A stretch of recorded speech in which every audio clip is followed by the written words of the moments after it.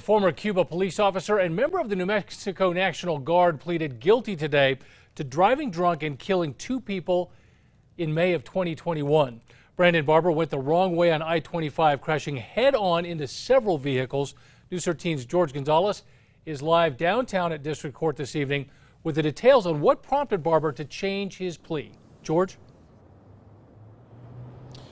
The judge ordered Brandon Barber to be held behind bars until a sentencing date after he pleaded guilty to 4 counts to the deadly drunk driving incident in May of last year.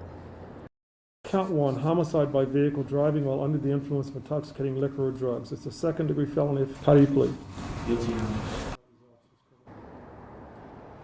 In addition to count 1, Barber pled guilty to a second count of homicide by vehicle while driving under the influence of drugs or alcohol, a third count of great bodily harm by vehicle while driving under the influence, and to a fourth count to an open container being in his car at the time of the crash. That crash killed 50-year-old Alfredo Escaname Hernandez and 21-year-old Diego Arellano after the former off-duty police officer drove the wrong way down I-25 while drunk while leaving the Sandia Casino.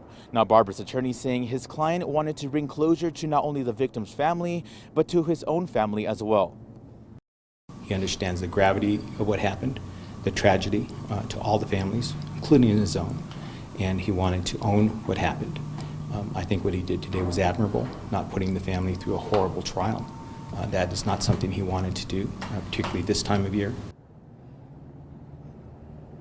The attorney says Barber's original not guilty plea was not that he was in denial of what happened, but wanted time to get that case in order. Now, Barber will be sentenced in February and could face up to 45 years in prison. Back to you. George, thank you.